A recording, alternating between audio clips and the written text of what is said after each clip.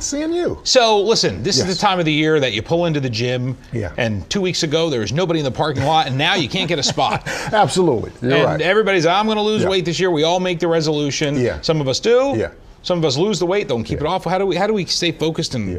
make it a long journey? Absolutely. You know, I say there are three things. First, there's mind, mouth, and muscle. So you have to start with the mind. So the fact that you're picking up a resolution is neat, but I usually say that weight loss is a poor goal. What you really want to say to yourself is that I will achieve a healthy weight and maintain it for the rest of my life, because we've all lost a few pounds and then pick it back up. Right. And it's because our focus is wrong. Your focus should be on the long term, and it's not just on a number on a scale. Your focus should be on the quality of life that you want to have. It should be dealing with, I want to live and get old with that special loved one. I want to be successful in my career. When your focus is right, then the habits fall in line, and it's the same with weight loss and in any other area in life. You start with the long term, and then you back up to the beginning, and then you work on those tiny actions. So when you say the tiny actions, you're talking about the, and even from watching the show, when you Yeah. say, hey, by this date, I'd like to be Yeah. here. But sometimes you get discouraged when you're not. You do, and so that action is not small enough. Right. What I typically say is, what can you do every morning that will affect your life long term? So every morning, can you get up and have breakfast every morning? Absolutely. And so can you have a vegetable and an apple, or a vegetable and a fruit at each and every meal? It's those small action steps that lead to long-term success, and they've been how I've been able to maintain the weight, and how I'm able to teach others to do the same. So is it ever still a struggle for you?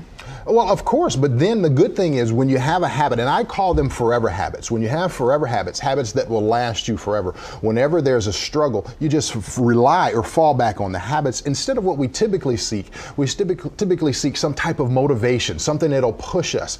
You have to focus on developing habits. And so that's why when the first of the year comes around, everybody makes this move to go into the gym, when really you should start at home. What do I want my life to look like? I've evaluated my life, and I've determined that, you know what? Health is important. I figured on a scale of 1 to 10 that to be healthy ranks somewhere around a 7, 8, or 9. And so that will allow me to change the daily things that I need to change to be long-term successful. We see the guy behind you there. Look at that guy. Yeah, absolutely. You know, I called him Big Sexy, all right? Yeah. And so I called him Big Sexy because it took a lot of work to maintain that big sexy figure. Hang on, there you go. Look at that. Stand right there. There you go. Those are two different guys, right? Yeah, absolutely. Wow. Absolutely. And so it's interesting because that guy, he had a long-term vision for his life. He had a long-term vision of helping others, but he had to do some daily actions on a daily day basis. I do 3 things at every meal.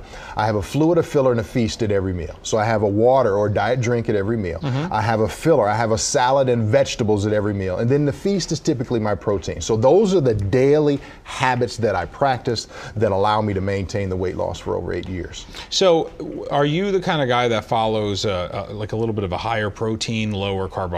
Do you do it all? I mean, calorie watch? Because there's so many different ways to do it. Absolutely, there are. It's what I call is your body has a personal daily fuel goal. So if you go over your daily fuel requirement, like a car, you will put on extra pounds. So you have to be aware of how much fuel you're putting in the body. That's absolutely essential. But again, it's a trickle-down effect. There's mind, mouth, and muscle. And so it starts with my mind. I'm aware. I have knowledge and information about what works best for me. What works best for me is not a lot of sugar, not a lot of carbohydrates, and then from there, I implement that by what I eat, and then I work out to try to get really fit. If people want to kind of follow what you've been doing and how to do it maybe your way, you have a book? Absolutely, I sure do have a book. It's called Lose It Fast, Lose It Forever.